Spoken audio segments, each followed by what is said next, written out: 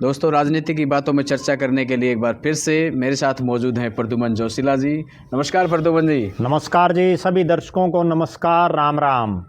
और आप सबका भी बहुत बहुत शुक्रिया, आप इतने मन से वीडियो देखते हैं। दोस्तों, वीडियो को शेयर ज़रूर करते हैं, लाइक और चैनल को सब्सक्राइब जरूर कर लें। आप सबका बहुत बहुत धन्यवाद इसके लिए।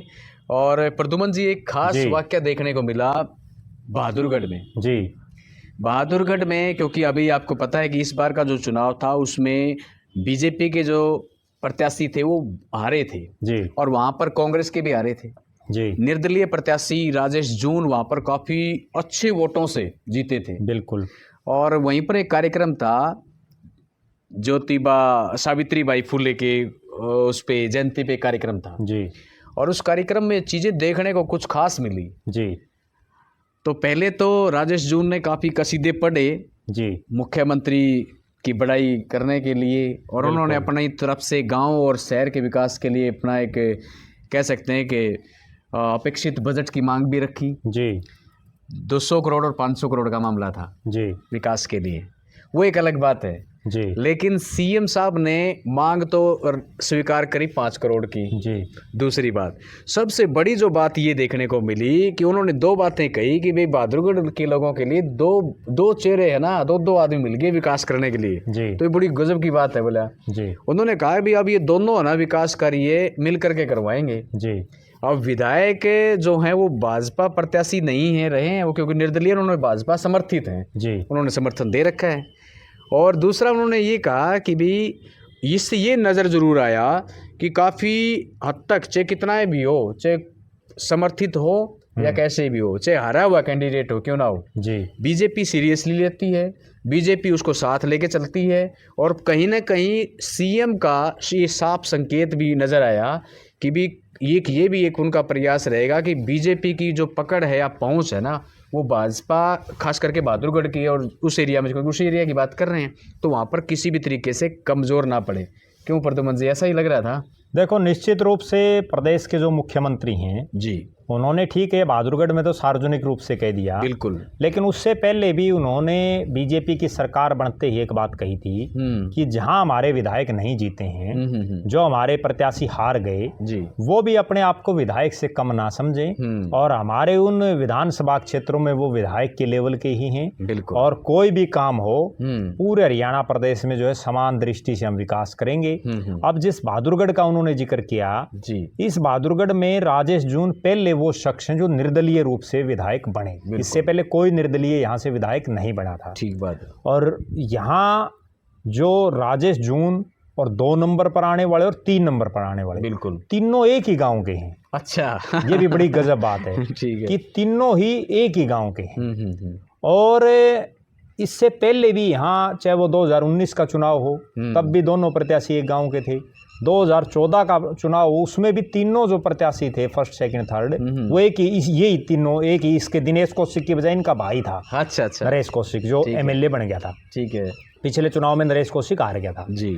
तो अब चूंकि एक तो भारतीय जनता पार्टी के पास बहुमत है, उसे निर्दलियों की कोई जरूरत है नहीं। ठीक बात। 48 विधायक बीजेपी के खुद के हैं। ठीक। दूसरा, राजेश जून की जो पृष्ठभूमि है, राजनीतिक पृष्ठभूमि, वो कांग्रेसी रहे हैं, जो भूपेंद्र सिंह हुड्डा और दीपेंद्र हुड्डा के नजदीकियों में रहे। लेकिन ये एक अलग बात है कि कांग्रेस ने उनको कभी टिकट नहीं दी। उन्होंने खूब खर्चा लगाया, बहुत अंधाधुंध और बड़ी मेहनत की। लोकसभा के चुनाव में भी दीपेंद्र हुड्डा को जिताने के लिए उन्होंने खूब प्रयास किए। लेकिन राजेंद्र जून चूंकि एक राजनीतिक परिवार से थे, कई बार के विधायक थे, तो उन पर बार बार भारी पड़ रहे थे। वरना तो 2014 से लगातार टिकट की रेस में थे राजेश जून जी जी, लेकिन उनको कभी टिकट नहीं मिल पाई। आखिरकार निर्दलीय चुनाव लड़ा उन्होंने और वो विधायक बने। इससे पहले 2014 में भी लड़ा था इन्होंने, लेकिन तब ये हार गए थे। राजेश जून की बात कर रहे हैं। दिनेश कौशिक का पहला चुनाव था, वो पहले चुनाव में हार गए। उनके भाई नरेश कौशिक यहाँ से बीजेपी की टिकट पर विधायक बने थे 2014 में। तो कहने का अभिप्राय ये है कि अब चूंकि बहादुरगढ़ वो विधानसभा क्षेत्र है जो रोहतक लोकसभा में आता है, चौधरी भूपेंद्र सिंह हुड्डा का इस इलाके में पूरा प्रभाव रहा है जी, और आज भी चाहे कुछ भी कहें, लेकिन रोहतक लोकसभा में तो कहीं ना कहीं एक प्रभावी जो है चौधरी भूपेंद्र सिंह हुड्डा आज भी हैं। बिल्कुल, उस प्रभाव को तोड़ने के लिए नायब सिंह सैनी जी ये प्रयास कर रहे हैं। बहादुरगढ़ में सैनी समाज के भी अच्छे खासे वोट हैं और ब्राह्मण चेहरा दिनेश कौशिक हैं, राजेश जून जाट समाज से आते हैं। तो वो कहीं ना कहीं एक ऐसा कॉम्बिनेशन बनाना चाहते हैं कि ठीक है इस बार तो हम जीत गए, निर्दलीय जीत गया, बीजेपी नहीं जीत पाई, ठीक है उन्होंने हमें समर्थन दे दिया, लेकिन आगे जो पार्टी का ढांचा है, पार्टी का जो स्ट्रक्चर है वो बना रहे। और पार्टी क्योंकि कार्यकर्ताओं के बेस्ड पार्टी है, भारतीय जनता पार्टी वो पार्टी है जिसमें एक छोटे से छोटा कार्यकर्ता पता नहीं कब कहां और क्या बन जाए और एक बड़े से बड़ा नेता वो जीरो पर भी आ सकता है, जिसका उदाहरण पंडित रामविलास शर्मा है जो बिल्कुल आज साइड लाइन कर दिए गए हैं। और जिसका एक उदाहरण ये है कि नायब सिंह सैनी जो एक बहुत ही साधारण परिवार से आते हैं वो आज प्रदेश के मुखिया हैं। तो यहाँ कोई भी कुछ भी हो सकता है जी। तो जिस तरह की उन्होंने बात कही वो दो चीजें इंगित करती है। एक बात तो ये है कि बीजेपी में कोई विधायक हो, यहाँ पार्टी कैडर सर्वोपरि है, पार्टी के कार्यकर्ता सर्वोपरि हैं। और इससे पहले एक हिसार का वाक्य मैं बताऊं जी दर्शकों को, जब हिसार में मुख्यमंत्री जी आए थे जो है जाट शिक्षण संस्था में, और उसके कार्यक्रम के बाद उन्होंने यहाँ एक बड़ा 10 साल से जो बहुप्रतीक्षित एक पुल था, सूर्यनगर पुल बोलते हैं, जो डबल पुल है, काफी समय लग गया, उसके लिए डॉक्टर कमल गुप्ता ने बड़े प्रयास किए और उन्होंने अपने राज्य में उसको बनवाने का काम किया जब वो विधायक थे। ठीक बात। उसका उद्घाटन अब हुआ जब वो चुनाव हार गए। यहाँ जो है नायब सिंह सैनी जी ने, डॉक्टर कमल गुप्ता उस कार्यक्रम में थे ही नहीं, हालांकि वो विदेश में थे जी। लेकिन भले ही वो विदेश में हो, उनका कोई प्रतिनिधि वहाँ हो सकता था या वो 2-4 दिन के बाद भी उद्घाटन हो सकता था, और वहाँ सावित्री जिंदल को यहाँ फुल फ्लैश पावर देने का काम उन्होंने किया। अच्छा। उसके बाद शायद सीएम साहब को भी समझ आई होगी कि पार्टी कैडर बड़ा ज़रूरी है, क्योंकि यहाँ इस चीज़ की में बड़ी फजीहत हुई थी। बहुत ये चर्चा चली कि डॉक्टर कमल गुप्ता की उपस्थिति ना होना बड़े सवाल खड़े कर रहा है, और लोग बार बार ये कह रहे थे कि कमल गुप्ता का जो राजनीतिक कैरियर है वो कहीं ना कहीं जिंदल के निर्दलीय बनने से खत्म हो गया है। ठीक बात है। तो उस पर भी हो सकता मुख्यमंत्री जी ने कुछ सोचा हो, क्योंकि सावित्री जिंदल से तो बड़े राजेश जून है नहीं, क्योंकि सावित्री जिंदल तो मंत्री भी रह चुकी, उनका बेटा बीजेपी का सांसद भी है। बिल्कुल। और दिनेश कौशिक से तो बहुत ज्यादा बड़ा कद है डॉक्टर कमल गुप्ता का, वो 2 बार के मंत्री हैं, विधायक रहे हैं 2 बार लगातार, इस बार भी आ रहे हैं, जिला प्रधान भी रहे हैं। दिनेश कौशिक तो एक आम कार्यकर्ता था। बिल्कुल। तो कहीं ना कहीं इसके बाद पार्टी ने कोई ऐसा फैसला नायब सिंह सैनी ने लिया होगा कि निर्दलियों के साथ साथ बीजेपी कैडर के लोगों को भी जो है पूरी तवज्जो देनी चाहिए। प्रदेश में 3 निर्दलीय विधायक हैं, और तीनों जो निर्दलीय विधायक हैं ना, एक बड़ी गजब में बात बताऊं जी, तीनों के क्षेत्रों में मजबूत भाजपाई हैं। चाहे वो हिसार में डॉक्टर कमल गुप्ता को कमजोर नहीं कहा जा सकता, नहीं बिल्कुल, राजनीतिक रूप से उनकी बीजेपी में अच्छी खासी पैठ है, आरएसएस में अच्छी खासी पैठ है, बिल्कुल। और चाहे बहादुरगढ़ के नेता हों, वहाँ भी बीजेपी के पास लगभग आधा दर्जन बड़े नेता हैं, और चाहे गन्नौर से जहाँ जो है काद्यान साहब जो विधायक बने हैं, वहाँ भी बीजेपी के पास अच्छे खासे नेता हैं। ठीक बात है। तो कहीं ना कहीं भारतीय जनता पार्टी की ये सरकार और नायब सिंह सैनी की सरकार निर्दलियों की तुलना में और जो दूसरे नेता हैं उनकी तुलना में अपने कार्यकर्ता को, अपने नेताओं को, अपने प्रत्याशियों को ज़्यादा तवज्जो देगी, दे भी रही है, और मेरा ऐसा मानना है कि देनी भी चाहिए।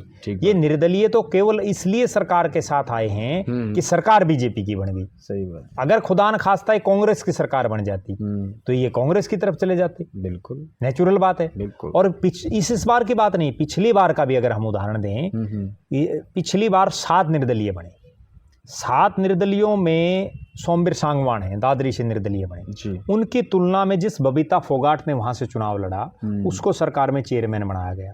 बिल्कुल। बलराज कुंडू महम से विधायक बने, शुरू में उन्होंने समर्थन दे रखा था, बाद में उन्होंने ले लिया, लेकिन वहां जिन्होंने चुनाव लड़ा शमशेर खरकड़ा ने, उनको पूरी हवा में रखा। नीलो खेड़ी से जो धर्मपाल गोंदर निर्दलीय एमएलए बने, उसी नीलो खेड़ी से जो बीजेपी के थे भगवान दास कबीरपंथी जो अभी सिटिंग एमएलए हैं, उनको पूरी हवा में रखा। उसके बाद अगर हम बात करें पुंडरी से, रणधीर गोलन भले ही विधायक निर्दलीय बने और पुराने भाजपाई भी थे, लेकिन वहाँ चाहे वेदपाल एडवोकेट जिन्होंने चुनाव लड़ा, उनकी अच्छी खासी खूब चली। इसके अलावा और भी बहुत से वहाँ जो है अशोक गुर्जर जो जिला प्रधान थे उसी एरिया से, ढांड गांव है, तो उनकी खूब वहाँ तूती बोली। तो कहीं ना कहीं ये कहा जा सकता है कि निर्दलीय पिछली बार भी थे और पिछली बार भी सरकार के पास जेजेपी के बाद बहुमत आ गया था जी। उसके बावजूद वहां भाजपाइयों को तवज्जो दी, जेजेपी ने समर्थन किया। देखिए एक मैं बड़ी बात बताऊं, समर्थन दिया जेजेपी के 10 विधायकों ने जी। उन 10 में से चाहे उचाना से दुष्यंत के इलाके में वीरेंद्र सिंह बड़ा भाजपाई था उस समय, टोहाना में देवेंद्र बबली के इलाके में सुभाष बराड़ा बड़ा भाजपाई था जी। रामकुमार गौतम के इलाके में कैप्टन अभिमन्यु बड़े भाजपाई थे, रामकरण काड़ा के इलाके में कृष्ण बेदी बड़े भाजपाई थे। तो तमाम जो जेजेपी के भी जीते थे वहां भी चाहे मास्टर ईश्वर सिंह जीते गुला चिक्का से, वहां कुलवंत बाजीगर बड़े भाजपाई थे। तो इन सब को भी पार्टी ने पूरी तवज्जो देकर के रखी। बिल्कुल कहने का अभिप्राय मेरा ये कि भारतीय जनता पार्टी वो पार्टी है जी जो अपने मूल कैडर को नहीं खोना चाहती, जो अपने मूल कैडर को कमजोर नहीं करना चाहती। बिल्कुल। और यही एक कारण है कि जो 50 लाख सदस्य बनाने का टारगेट भारतीय जनता पार्टी हासिल करने जा रही है। ठीक बात है।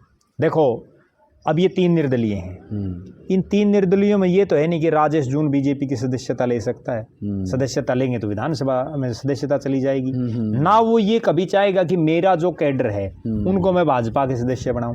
सही बात है। कल ना ये तसल्ली थोड़ी उनको अगली बार टिकट मिलेगी, उनका अपना एक ग्राफ है वो, इसलिए पार्टी को अपना कैडर खड़ा रखना पड़ रहा है और पढ़ना भी चाहिए। बिल्कुल। अगर कोई पार्टी अपने कार्यकर्ता को भूल जाएगी, देखो कार्यकर्ताओं के लिए या तो चौधरी ओम प्रकाश चौटाला थे, ये स्थिति तब भी उनके सामने भी आई थी जब जेजेपी का और बीजेपी का गठबंधन होकर के सरकार बनी थी जी। तो उस वक्त भी आई थी कि अब ये जो सामूहिक कार्यक्रम हो रहे क्या उसमें जेजेपी वाले नेता या मतलब दुष्यंत चौटाला जाएंगे, सीएम आएंगे या नहीं आएंगे, उनके अपने अपने कार्यक्रम होते रहे। बिल्कुल।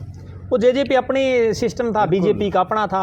और अगर बीजेपी जेजेपी के भरोसे उन 10 हलकों को छोड़ देती तो आज बीजेपी की क्या हालात होती। बिल्कुल। देखो जिन 10 हलकों में वो जो विधायक थे उनमें आप देखो नारनौल था, ठीक है, उचाना था, ऐसे हल्के थे। अगर इनको पार्टी छोड़ देती तो कहीं ना कहीं पार्टी डैमेज हो जाती भारतीय जनता पार्टी, और छोड़ना भी नहीं चाहिए। कार्यकर्ताओं के लिए या तो चौधरी ओम प्रकाश चौटाला थे और या अब जो बीजेपी है चौधरी भूपेंद्र सिंह हुड्डा भी कार्यकर्ताओं की बजाय विधायकों को प्रेफरेंस देते थे। मैं एक बड़ी गंभीर बात बताऊं, उनके पास बहुमत होते हुए भी जब 47 विधायक थे ना, तब भी वो विधायकों को ज्यादा तवज्जो देते थे। दूसरी बार जब उनके 40 आए और जो 5 हजका के टूट करके आए तब भी वो विधायकों को तवज्जो देते थे। मैं एक बड़ी गंभीर बात बताता हूँ और नलवा विधानसभा क्षेत्र की बताता हूँ। नलवा विधानसभा क्षेत्र में दीपेंद्र सिंह हुड्डा का एक कार्यकर्ता के या कह लीजिए एक नेता के कह लीजिए कांग्रेसी नेता, अच्छा, जो बीजेपी में है, अच्छा, उस कांग्रेसी नेता के घर चाय का कार्यक्रम रखवा दिया। ठीक है। दीपेंद्र सिंह हुड्डा के। ठीक है। और यहाँ से जो है कांग्रेस के विधायक थे, उन्होंने जलेबी उतरवा ली। दीपेंद्र हुड्डा उसके गया ही नहीं, वो जलेबी सूख गई। अच्छा।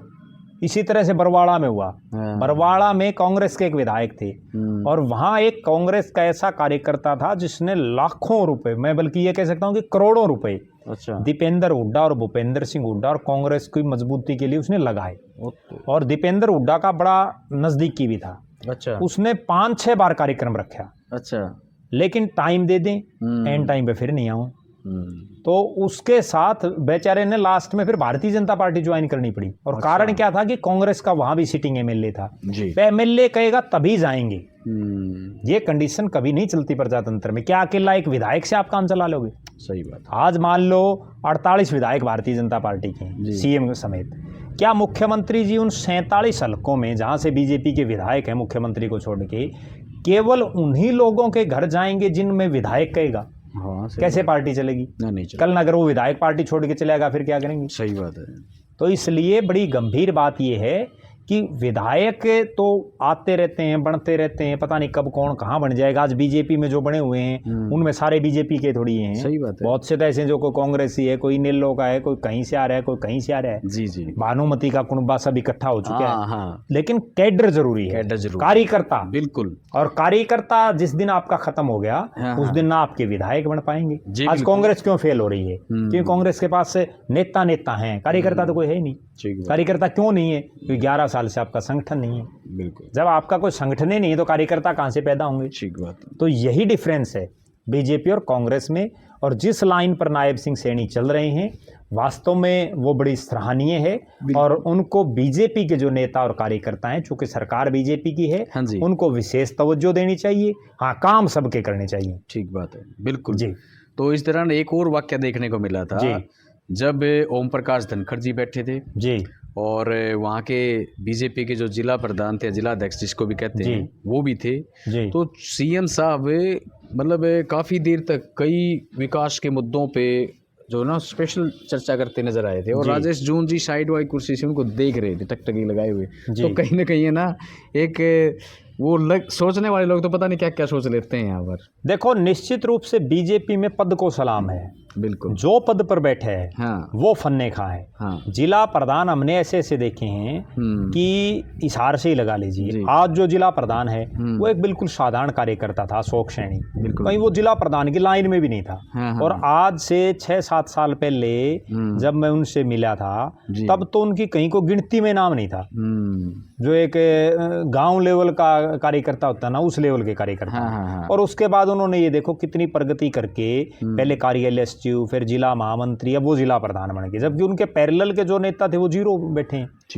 उससे पहले जो जिला प्रधान रहे, ठीक है, सुरेंद्र पुनिया जी जिला प्रधान रहे, खूब उन्होंने धड़ल्ले से जिला प्रधानी चलाई, उन जैसी जिला प्रधानी आज तक, मैं बड़ी गंभीर बात कह रहा हूँ, सीरियस है वो, हिसार के इतिहास में किसी जिला प्रधान ने उन जैसी जिला प्रधानी नहीं चलाई। बिल्कुल बड़े, और उस समय उन्होंने जिला प्रधानी चलाई जब बीजेपी के पास अपना कार्यालय तक भी नहीं था, वो किराए के कार्यालय में बैठे थे। सही। तब उन्होंने इतनी धड़ल्ले से कार्यकर्ता के लिए उन्होंने अपनी जो है हर एफर्ट्स किए। सही। उससे पहले जो जिला प्रधान रहे, आज बहुत से लोग तो ऐसे उनके नाम तक नहीं याद रखते। ठीक बात। यहाँ पद को सलाम है। बिल्कुल। जो राजपाल जांगड़ा है वो एक साधारण कार्यकर्ता ही थे, अब वो जिला प्रधान है, चूंकि जिला प्रधान है तो नेचुरल बात है। हाँ। और ओम प्रकाश धनखड़ पार्टी के राष्ट्रीय सचिव हैं, उस प्रदेश के अध्यक्ष भी रहे हैं। अब चूंकि वो राष्ट्रीय सचिव हैं इसलिए उनको भी तवज्जो मिलनी। हाँ, सही बात है। अब राजेश जून तो केवल एक विधायक हैं, और वो विधायक है जिनकी अभी बीजेपी को कोई जरूरत भी नहीं, खास जरूरत नहीं, क्योंकि ना तो उनकी जरूरत अभी को राज्यसभा में पड़नी, सही बात, ना उनकी कोई सरकार बचाने के लिए पड़नी। ठीक है, वो तो आप बीजेपी ने समर्थन भी नहीं मांगा, उन्होंने तो खुद ने दिया है, हम तीनों निर्दलीय जो है समर्थन दे रहे हैं, क्योंकि और कोई ऑप्शन नहीं, कांग्रेस के साथ थोड़े जाएंगे। सही बात है, बिल्कुल। तो कहीं ना कहीं बीजेपी, जो अभी हम पहले बात कर रहे थे कि बीजेपी अपने कार्यकर्ता को, अपने पदाधिकारी को, अपने नेता को तवज्जो देती है, और उसी का ये परिणाम है कि भारतीय जनता पार्टी 2 से और केंद्र में भी सत्ता में, प्रदेश में भी सत्ता में, और हरियाणा की वो पार्टी बनेगी जो लगातार 3 योजनाओं से सरकार में। बिल्कुल, कितनी बड़ी बात है, बहुत बड़ी बात आपने कहीं ना कहीं ये दर्शा रहा है कि कोई भी पार्टी हो, अगर वो कार्यकर्ताओं की सुध बुध लेगी, कार्यकर्ताओं और नेताओं की पूछेगी, तो निश्चित रूप से जो है नेता और कार्यकर्ता और जनता भी उनको सिरांकों पर बैठाएगी। बिल्कुल जी। तो आज की वीडियो में इतना ही, फिर मिलेंगे एक नए विषय के साथ और एक नई वीडियो में। तब तक के लिए मैं संजय ढांडा और प्रद्युमन जी आपसे लेते हैं अनुमति। आप सबको राम राम।